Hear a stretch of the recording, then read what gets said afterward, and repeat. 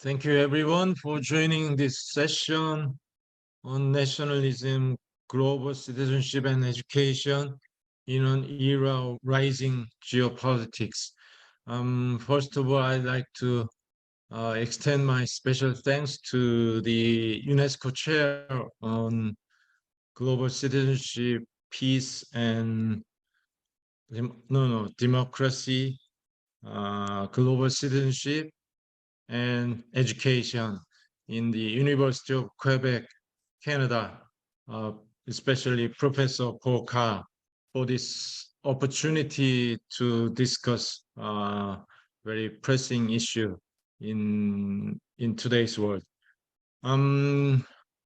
We have a wonderful team of experts working on peace education and global citizenship education in this region, Asia Pacific region. And I'm very excited to have this discussion in this session. So just as a brief introduction, let me explain a little bit about the background of this session. Today, many countries in the Asia Pacific region have placed great emphasis on nation building. In most cases, they became independent after World War II and have population of diverse ethnicities and religions.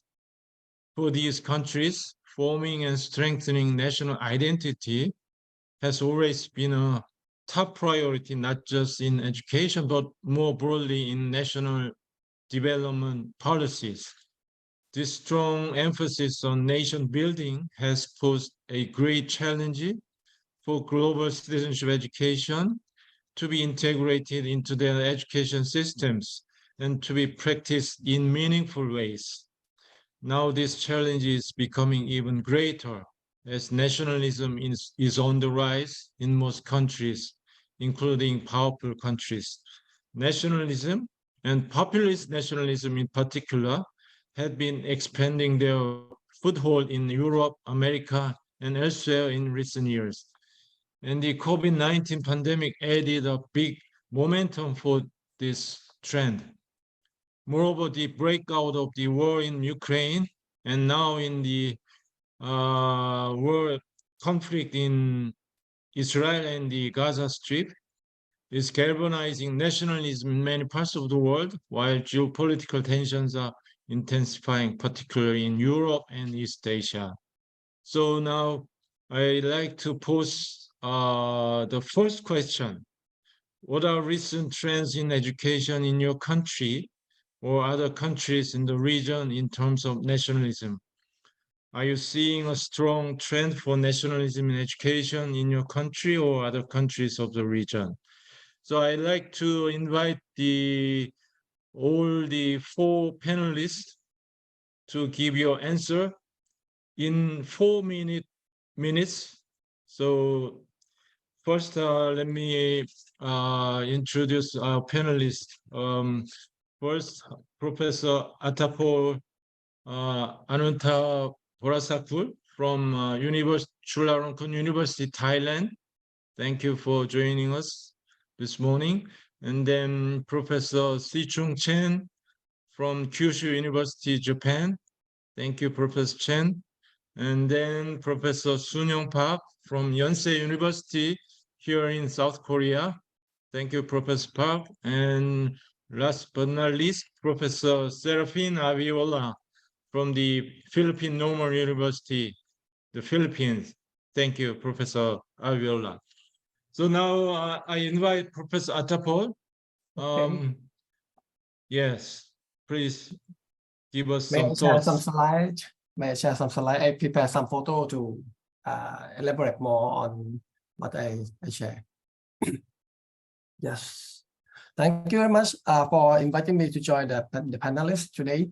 I would like to share some screen on some policy in Thailand. As you asked about the trend in Thailand, right, about the nationalism, I think we are in the same situation. We are struggle in the post-colonizing society. In Thailand, during this 2 decades, there are many policies related to the concept of nationalism. For example, within this 10 years, we promote more on the Thai history and the Thai culture and the concept of Thainess and love nation to the school curriculum and school activity, especially within this 5 years, because they have the big grant for the Ministry of Education to promote about the teaching Thai history in school. And they revised the new set of the textbook on Thai history, comprised of a lot of the mainstream history in Thailand, focusing on the central power like a government, and also promote concept of the Thainess and try to abandon the local history. Even we allow school to add up some content by themselves in the school curriculum, but most of the learning indicator is focused on the Thai history. And it means that students in some region like Chiang Mai, in Pattani, or in Isan, that they have got the long history about the regional and local history. There are some only small space in the curriculum to teach about the local history, because teachers have to follow the guideline from the MOE to promote more on the Thai history and its impact to school, because within this 10 and 2 decades, a lot of conflict about the political conflict in Thailand, and we are more right and conservative. So you see in the news, the trend that have got the conflict in the school about the control and punishment for school uniform and hairstyle. And within this 5 years, they have the protest on promote the concept of democracy in Thailand. And our young generation very active as the active citizen. There are many movements in school, like a uniform free in the school, in secondary school. And they join the protest with like an atmosphere, the political atmosphere in Thailand. Now we are in the very sensitive situation about the conflict between generations. But MOE, they try a lot to promote concept of nationalism via the top-down policy that promote a lot about the Thai history and not much allowed to teach the local history in school. And you see the atmosphere in the school, in the system, and the real situation is very interesting, because our young generation very eager to learn more about the otherness, about the other society. When we talk about the GSET, it's very contemporary issues, provide interesting topic to discuss in school. And you see our young generation would like to promote more about the respect the others, respect the diversity, and believe in the freedom of speech. Within this 2 to 3 years, a lot of debate about the global citizen in Thailand. One magazine that very popular for our young generation is Day. They have got the special issue on global citizen. But I'm very surprised that they comprise of content about how to move the country, how to move to other countries, how to mobilize yourself as the global labor to other countries, more than living in diversity, or how to respect others. Within the political conflict, I think it's very sensitive issue. We promote Thainess and we abandon the locality and diversity. But actually in Thailand, we are very diverse in the region. In some part of Thailand, they speak 4 languages by nature, because they are in the borderline, and they have got the ethnic group. And we struggle in the debate about who owns the culture, like originality of Songkran festival. That is actually is a shared root of Thai society and the Southeast Asian and China. And have got a lot of big debate about Thai and Cambodia, Thai and Myanmar, Thai and Laos, about history and culture. For example, that we have got the big debate about the Thai boxing, who own the style of boxing, Khmer or Muay Thai. And it shows that not only in Thai and Cambodia and in the region, in the Malaysia, Indonesia, they have a lot of debate about the Bajik and the Greek culture, that the shared root of the region. It's like a paradox in debate between modernization, globalization, westernization, and national education. And the big conflict between Thainess, locality, and globality. When we promote concept of national citizenship, we are look down the global citizenship as an international agenda more than the key factor to promote concept of citizenship in school. And we see global citizenship as a citizenship building or the global worker building preparation. And we have to discuss a lot about the shared root in history and culture. And that's what I try to capture to share in the first round. Thank you. Okay, Professor Tupper. Yeah, it is quite paradoxical to see all these contradictory trends taking place at the same time. Okay, Professor Chen, what is your reaction to the question? Right. Thank you for having me in this session. I will focus on the case of China with some reference to the case of Japan. And in the case of China, the recent trend, I think, will become clearer if we observe it in the wider historical context of contemporary China. The government's crackdown on protest for liberty and democracy in Tiananmen Square in 1989 was a turning point for nationalism in education in China. As the crackdown broke the socialist or communist promise of liberty, equality, and democracy, the party state had to rediscover nationalism in the early 1990s and use nationalism as an instrument to maintain ruling legitimacy. So accordingly, nationalism has been a clear and central component of official education in China since the early 1990s. And Chinese patriotic education has an underlying grand historical narrative. And in this narrative, the Chinese Communist Party, or the CCP, positions itself as the capable protector and legitimate ruler of the Chinese nation, a nation illegally, according to the CCP, illegally possessing cultural greatness and even cultural superiority, but suffering enormous damage and losses under foreign powers in the past centuries. So the official patriotic education campaign in the 1990s and in the 2000s highlighted China's humiliating and traumatic experience at the hand of foreign powers.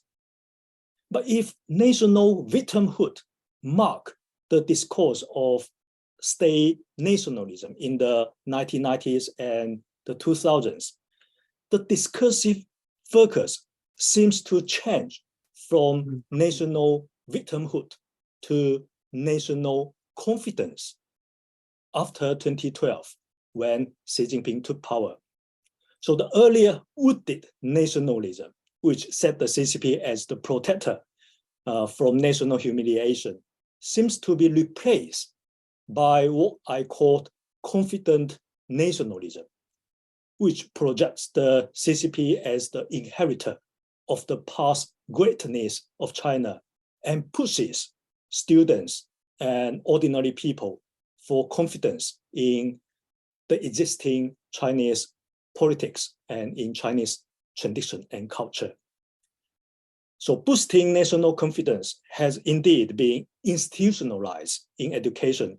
Now confidence education takes a primary place in citizenship or ideological curricula, permeating into all subjects and all levels of education, from primary education to higher education. And related to the Japanese case, what can be similarly observed in the national curricular guidelines in Japan are the increased emphasis on national love and a legally unique national culture for strong national identity. So it's clear that national citizenship remains the ultimate goal of both Chinese and Japanese citizenship education. While I think it's fair to say that global elements such as knowledge of international affairs and respect for cultural diversity are indeed recognized to some extent in Japanese and Chinese national curricula. Yeah, that's my answer. Yeah, very interesting. Yeah, I really appreciate your analysis of the recent narratives in education in China, especially with the change in the national leadership in China, there was such a change in the national discourse on the place of status of nationalism in education. That was a very interesting viewpoint. Okay, now shall we move on to South Korea? Professor Park, would you like to share your thoughts? Good morning, and please excuse my rather hoarse voice. I have been stricken with COVID for the last few days, and I'm recuperating, so my voice is not normal. Well, in the case of the Republic of Korea, I think geopolitics, more than anything else, necessitated a strong nationalism in order to unite and galvanize the people in the course of nation building after the Korean War. So in a sense, nationalism actually fueled the collective motivation to drive people to think and act in tandem with certain national goals outlined by the central government. Korean nationalism has been evident in the social rhetoric reflected in the school textbooks right up until the turn of the century. To a certain extent, both China and Japan also have relied on nationalistic agendas to promote political or economic goals, which can be traced in the culture of schooling in the respective countries, as Professor Chan already mentioned. Going back to Korea's case, with the exponential increase in incoming and outbound people across Korea's borders over the years, along with South Korea's economy becoming deeply intertwined with the global economy, I believe the blind faith in nationalism has been replaced by multi-perspective understanding and objective assessment on where Korea stands in the global community. Such changes have slowly but surely made its presence reflected in education at all levels. To be honest, there still are nationalistic elements in today's schooling in Korea, but I sense there's a different kind of nationalism that has emerged recently. In the past, it was more of an ethnocentric nationalism, for instance, reciting how great the Korean people are, whereas nowadays it's more related to how Koreans should assert themselves through leading by example in the global community by way of culture, civility, diligence, etc. So nationalism today is less about how Koreans regard themselves to be, but rather how Koreans should appear to the rest of the world. Along those lines, I don't see a stronger trend for nationalism in education today, but clearly a changing trend that is taking in place. Thank you so much, Professor Park. Although you are not feeling so good because of COVID-19, I really thank you for your intervention and your thoughts. Thank you so much. Yeah, your point that Korea is now experiencing shift in the discourse or viewpoint perspective on nationalism is extremely interesting. Okay, Professor Avila, would you like to share your thoughts? Yes, thank you. Yes, in the case of the Philippines, I'd like to discuss three trends in education. The first one is the revival of mandatory ROTC for senior high school in the Philippines. ROTC means Reserve Officer Training Corps, which is a military service. President Ferdinand Marcos has called on Congress to pass a law mandating reserve Officers Training Corps program for senior high school students with the aim of instilling discipline and nationalism. He further elaborated that the aim is to motivate, train, organize, and mobilize students for national defense preparedness, including disaster preparedness, capacity building for race-related situations. Especially, we have an issue now with the West Philippine Sea or South China Sea. In 2002, military training was made optional through the National Service Training Program Act of 2001. In 2001, after a student exposed corruption in his school military training program, University of Santo Tomas, sophomore cadet Mark Wilson Chua was killed, which fueled call for abolition of mandatory military training. Number two trend is that the Philippine history has been removed from the revised K-12 curriculum. There are claims that Philippine history has been removed from the revised K-12 curriculum. How can nationalism and civic values be taught to Filipino children if Philippine history subjects are only confined in the elementary level? The existing Aralin Panlipunan or social studies curriculum includes Asian studies, world history, economics, contemporary issues in junior high school, and understanding culture, society, and politics, Philippine politics and governance in senior high school. Number three is the removal of module titled or Marcos dictatorship to dictatorship in social studies for grade 6 students. Prior to DepEd confirmation, the internal memo has been lambasted by several educators and civil society groups, with the Congress of Teachers Educator for Nationalism and Democracy content calling it a blatant example of disinformation. Dictaturang Marcos, as a term used in the curriculum, explicitly denotes that this period is in contemporary Philippine history was an authoritarian rule by Marcos. This revision by the DepEd is a clear strategy of the current administration to rehabilitate the dark history of the Marcos family, content wrote in a statement. Campaign against the return of the Marcoses and martial law, Mama, a coalition of martial law survivors, shared the same sentiment. It is now undeniable that historical distortion and mass disinformation are being raised to the institutional level.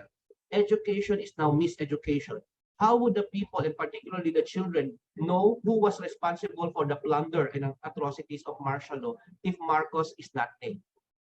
I just quoted this organization. Meanwhile, House Deputy Minority Leader and ACT Teacher Representative Franz Castro said that DepEd proposal is a clear violation of Republic Act 10-368 or Marcos Human Rights Victim Reparation and Recognition Act of 2013. By removing Marcos from the term, we are denying students the opportunity to fully understand the historical context and impact of martial law on our nation. This decision is a disservice to their education and disservice to the pursuit of historical truth.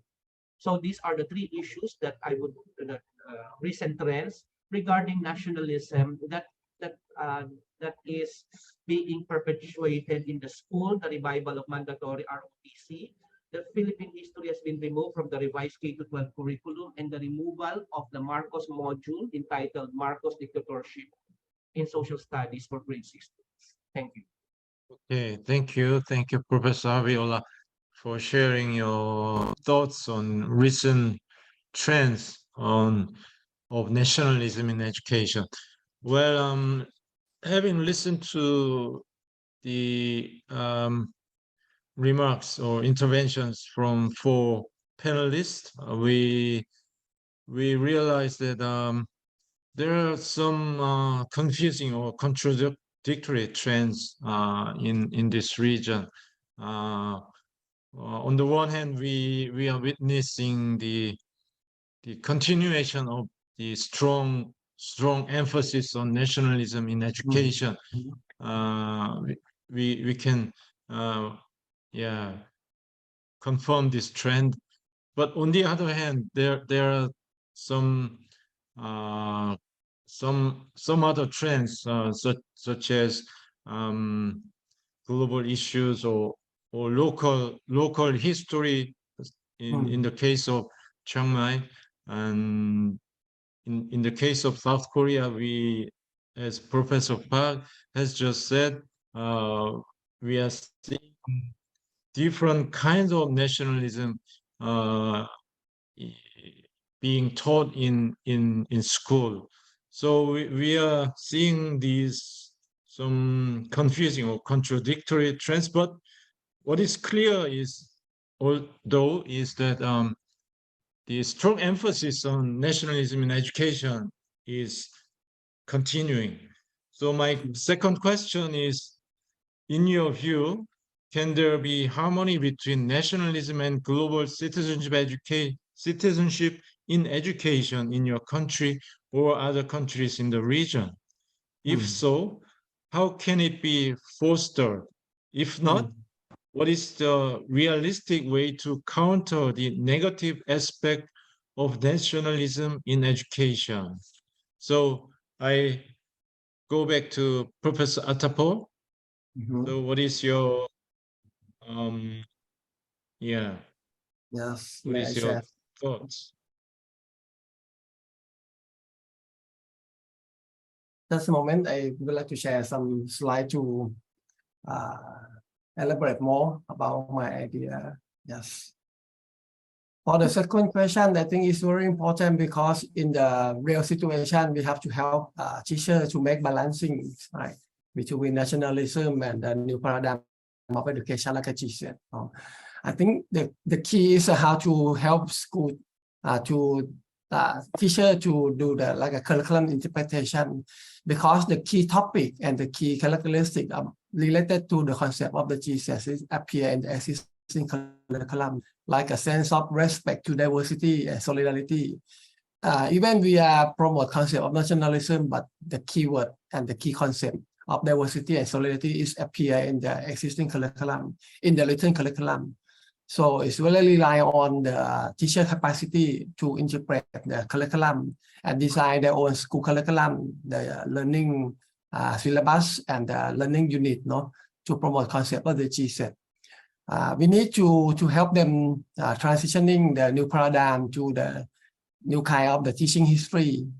Teaching history is not only to promote concept of nationalism, but it can make young generation to comprehend more about the key concern that the common issue among us, like a world citizen. No? And at the same time, about the cultural aspect, no? We learn culture not only to appreciate culture, but we learn a lot through culture. Right? We can use the culture as the channel of the learning topic to the GCSE. And the concept of civic education, global citizen education, and we have to support them to concern more about the hidden curriculum in school culture. For example, I think in many schools in Thailand now, they touch upon the contemporary issue like a K-pop culture influence to the Thai culture. When we talk about the Thainess and the otherness, no, we have to comprehend more in depth. No, not only appreciate the culture. When we talk about the K-pop, we talk about the Lisa Blackpink, the Thai singer in the K-pop industry.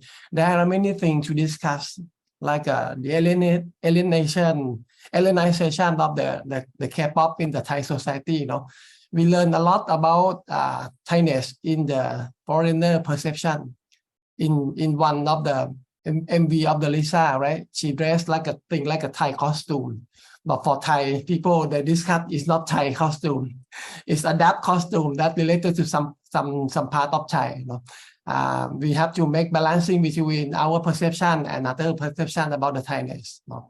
When we learn about culture, we have to based on the like a cultural aspect theory. You know? Not only promote concept of the food, fashion, and festival. There are a lot of things that we have to discuss in depth. So it means that it's request to rethink about tech and pin GCSE. Not only surface learning, need to be more on the inquiry-based, phenomenon-based learning, and discuss in depth based on the concept of the GCSE.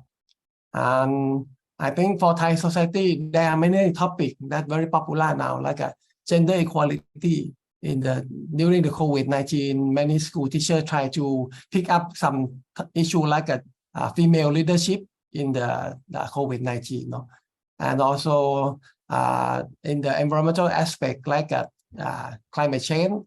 So not only social study teacher to teach GCSE, No, we have to engage more language teaching, language teacher, science teacher. No? And last slide that I would like to share is about the concept of the, oops, not move. Yes, okay. I would like to promote concept of the new paradigm of the teaching GCSET in school. No? We should promote more on the phenomenon-based learning and inquiry-based learning and teaching controversial issue in the school. When we talk about the GCSET, it's not only revising the curriculum, no, but we have to empower teachers to rethink, redesign, and reinterpret about the GCSET topic in the school. And we have to promote linkage between formal learning in school and informal learning in daily life, right? Okay. Okay.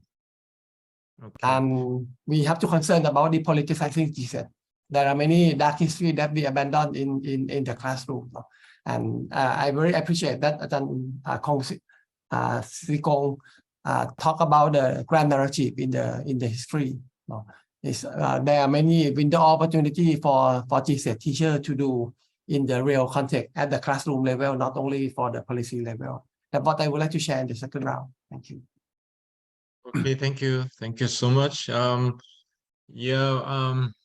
you for the suggesting wide range of the practical measures that we might take to promote the balanced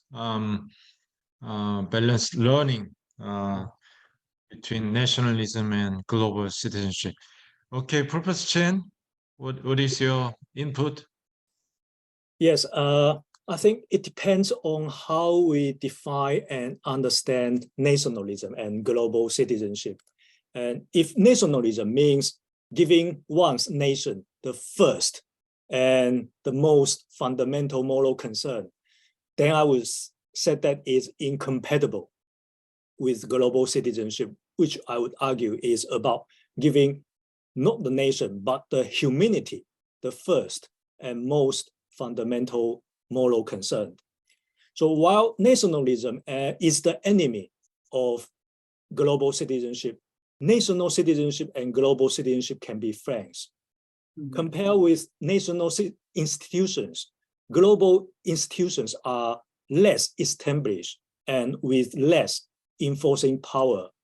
So it's thus more effective and more practical to practice global citizenship through national citizenship.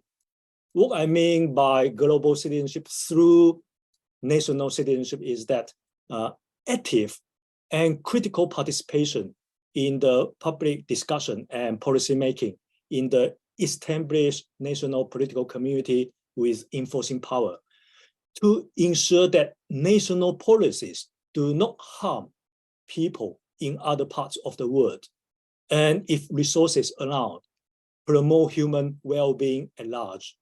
So this global through national approach acknowledges the moral and political allegiance to a political national community for which the centralized Chinese and Japanese national citizenship education is intended. However, unlike nationalism, this global through national approach sees national allegiance as only one of many additional allegiance after humanity. And humanity, I would say, it should be our first and most fundamental moral concern. So a realistic way to counter nationalism is thus not to deny the nation, but to engage with the nation.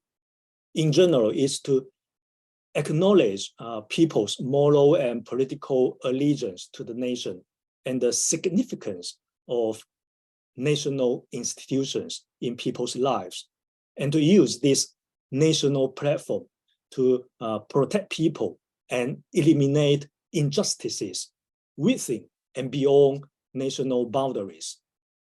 And so in a centralized education system with national citizenship and even nationalist citizenship at the core, as in the cases of Japan and China, a realistic way to promote global citizenship is to engage with the national curricula, identifying elements that can be used or appropriate for global citizenship purposes.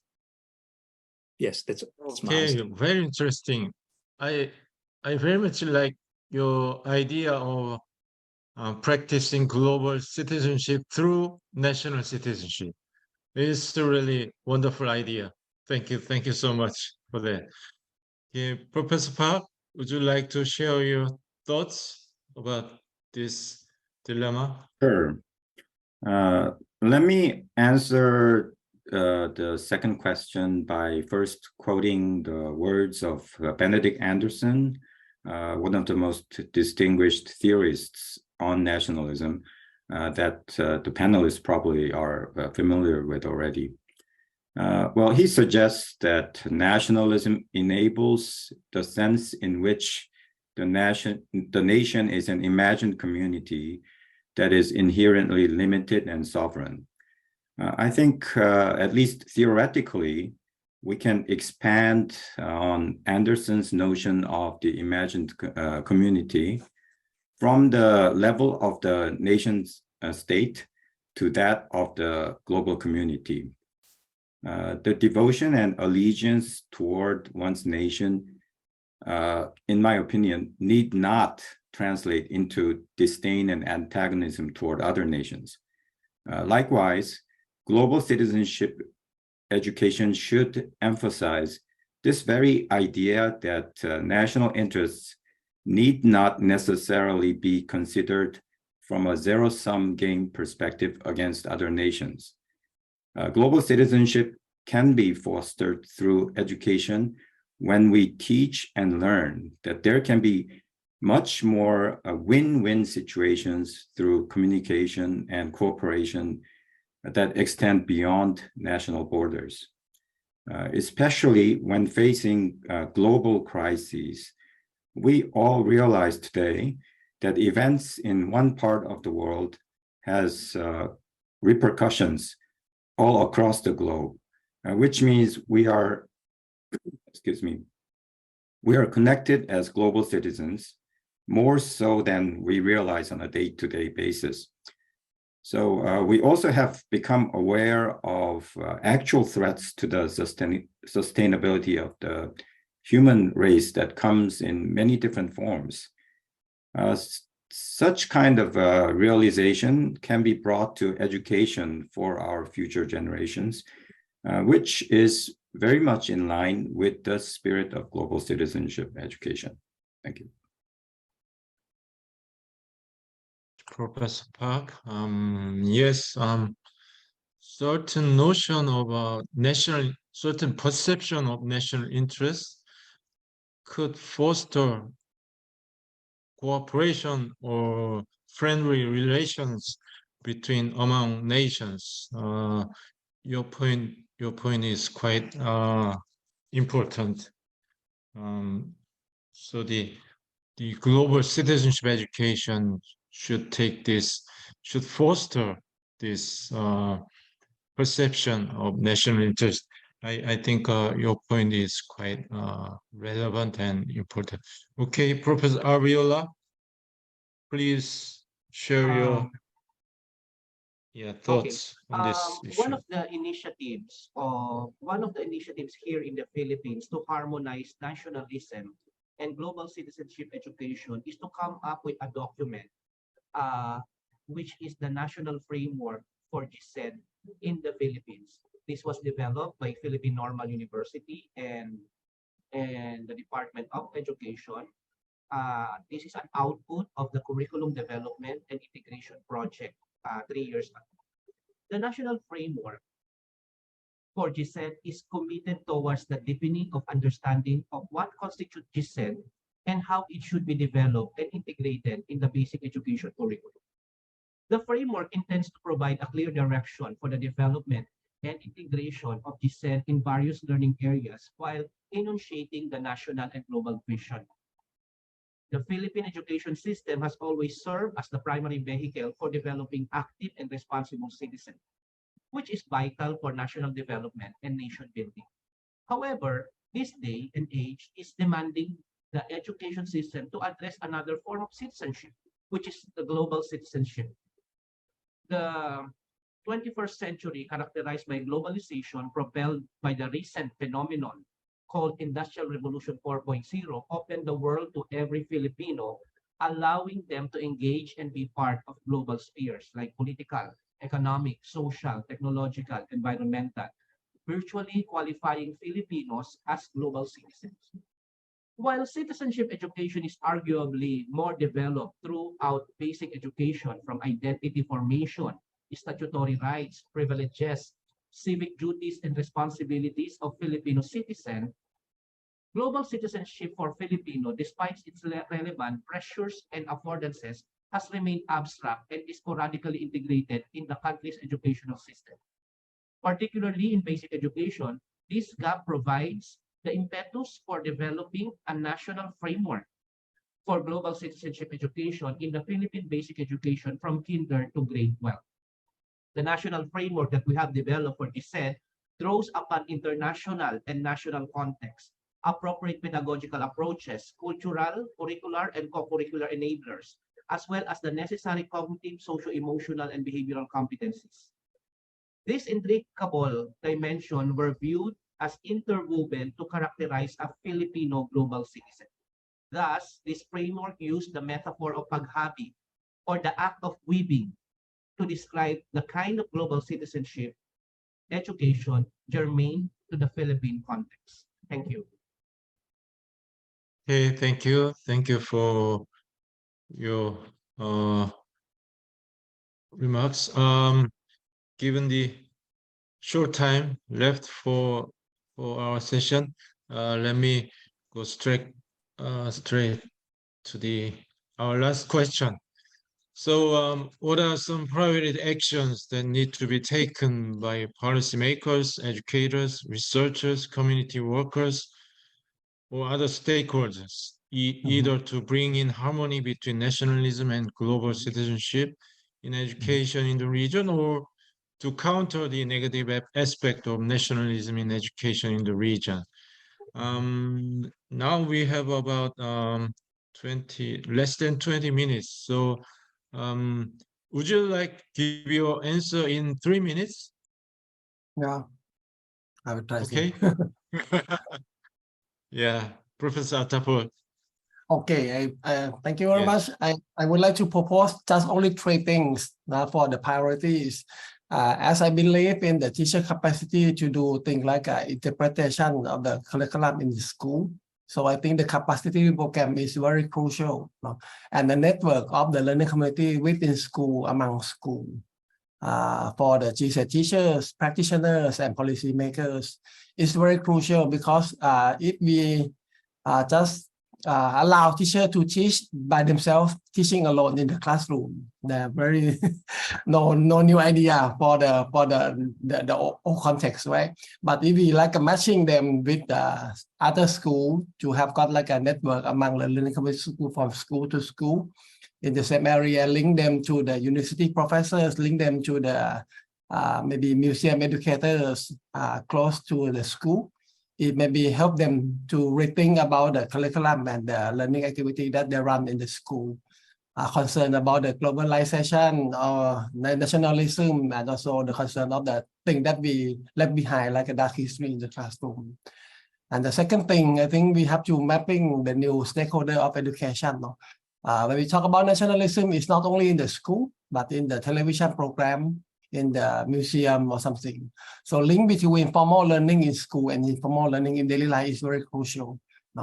Many years ago, I worked with UNESCO Bangkok in the project on the shared history in Southeast Asia.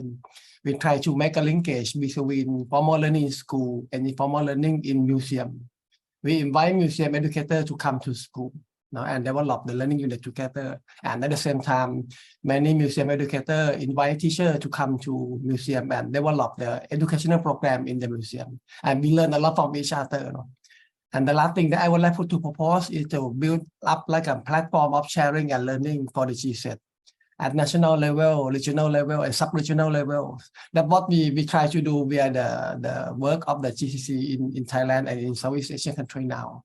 I think there are top 3 the prioritize that I would like to propose for today. Thank you very much. Thank you so much, Professor Attapul. Yeah, you are very right to point out the importance of informal education in daily life. School, we are not we learn something not just from school, not just in school, but yeah, all the expressions, all the images, all the messages come from other sources or other media. So then, okay, Professor Chen. Yes. Yeah. In a centralized education system with national citizenship and even nationalist citizenship at the core, as in the cases of China and Japan, for me, the hope of countering nationalism and promoting global citizenship, for me, it lies not with policy making at the top, but at the bottom in schools and society, especially in authoritarian and undemocratic China. So how teachers and students interpret, teach, and learn the imposed national citizenship education curricula deserve attention. And national curricula are narratives, and narrative is always open to alternative interpretations. And I think Attapul also mentioned in the slide to help teachers to interpret the curriculum. So a priority is to provide material and intellectual resources that would inform teachers and students and enable alternative interpretations of the national citizenship curricula for global citizenship teaching and learning. And here, NGO, NPO, and IGOs such as UN and the UNESCO played important roles in this material and intellectual support. And teacher networks, also another point mentioned by Attapul just now.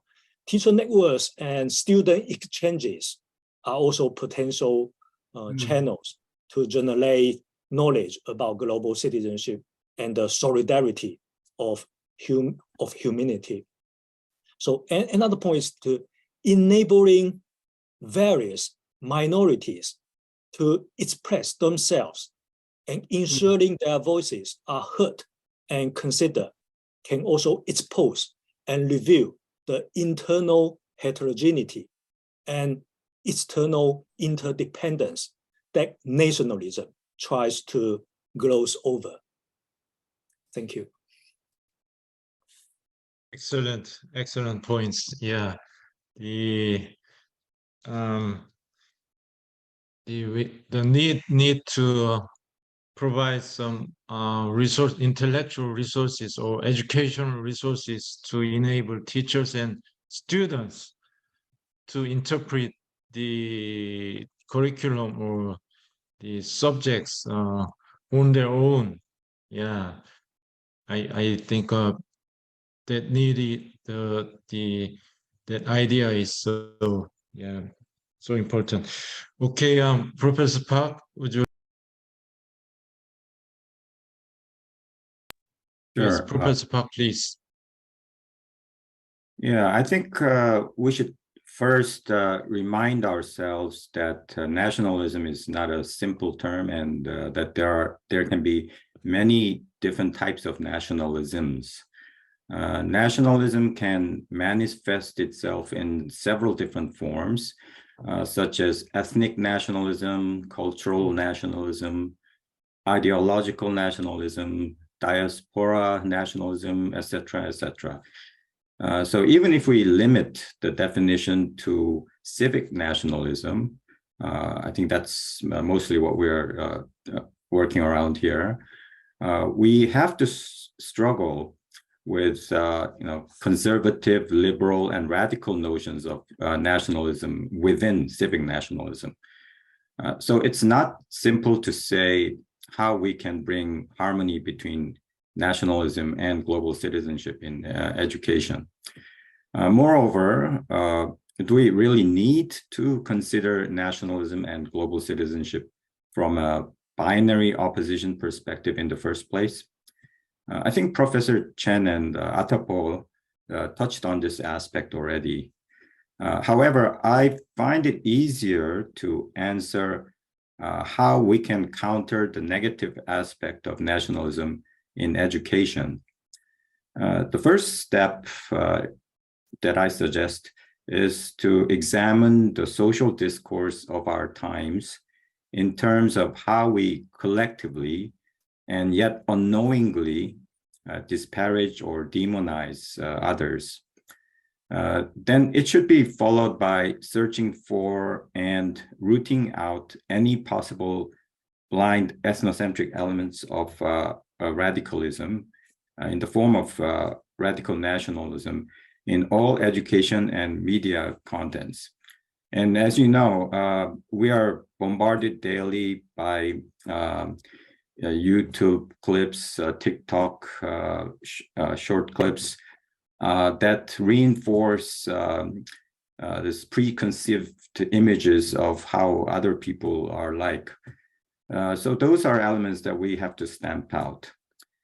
Finally, sensitizing national and cultural biases in all forms of education, teacher training, and curricular contents, while encouraging intercultural communication and exchanges as education priority is needed to provide an overall direction. Only then can we expand the worldview of the teaching and learning communities that are commensurate with the ethos of global citizenship education. Thank you. Well, yes, your point that is it really necessary to put the nationalism and global citizenship as a binary opposition?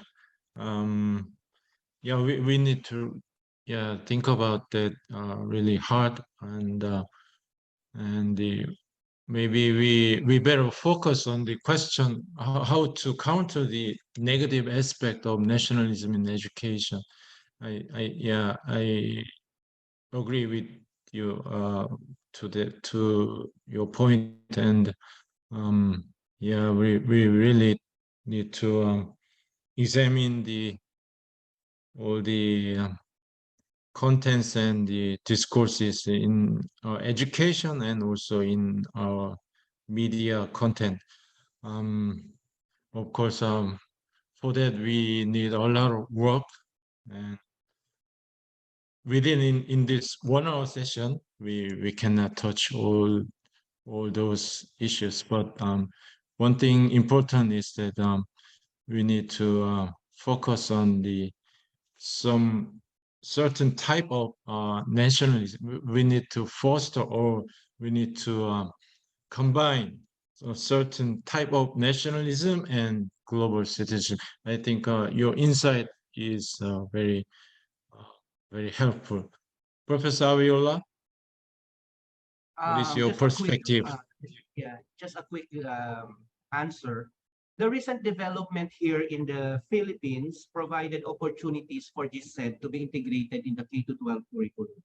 The Department of Education strives to achieve the Sustainable Development Goal 4.0 and the accompanying target SDG 4.7 and the sub-target 4.7, which states that by 2030, ensure that all learners acquire the knowledge and skills needed to promote sustainable development, including, among other, through education for sustainable development, sustainable lifestyle, human rights, and global citizenship education.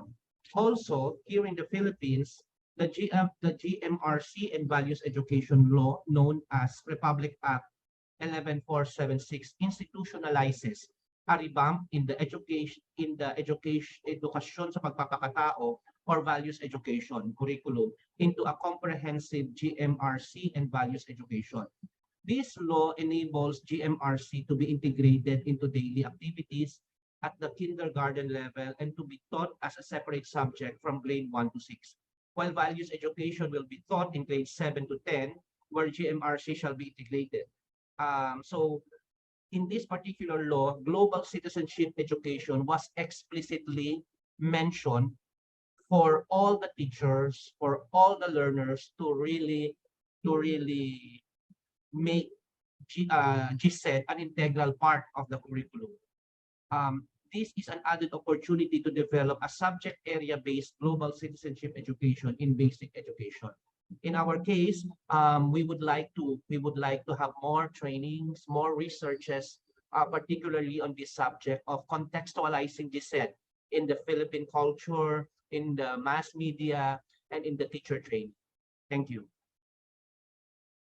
Yeah, of course, the contextualizing GCED into in a national context is one way of harmonizing nationalism with nationalism and global citizenship education.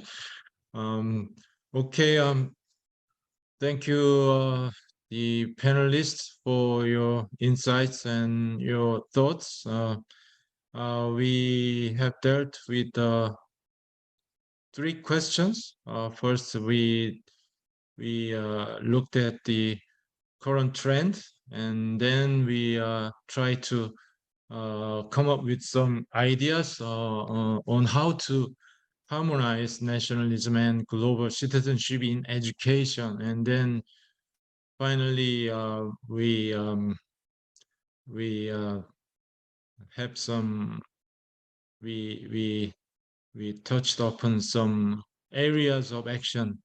So all in all, I think we have a very good session, sharing some ideas and some perspectives. Especially, I like the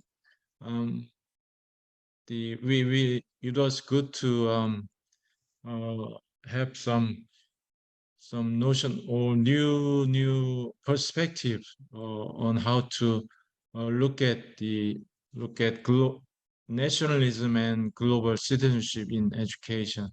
We heard Professor Chen and about the notion of practicing global citizenship through national citizenship, and also from Professor Park, the point that we don't need to put the nationalism and global citizenship in a opposing binary, but probably we could promote certain type of nationalism along with global citizenship. That was a very important point. And of course, we can promote some policies such as the Philippine law that stipulates that the GCED should be integrated in all the national all levels of education. Of course, that should be one of the areas of our action. And then Professor Atapur emphasized the importance of capacity development of teachers and the interpretation of curriculum, and also the network of learning communities and all the other areas of action. So thank you so much for your contribution this morning. And of course, we couldn't touch all the issues related to this very difficult issue, nationalism and global citizenship in education. But I think we have dealt with some very critical problems or issues this morning. Thank you so much. And of course, we need to continue this discussion and reflection. Thank you so much, and hope to see you again on another occasion. Thank you so much. Thank you. Thank you. Thank you. Have a good day. Bye-bye. Okay. I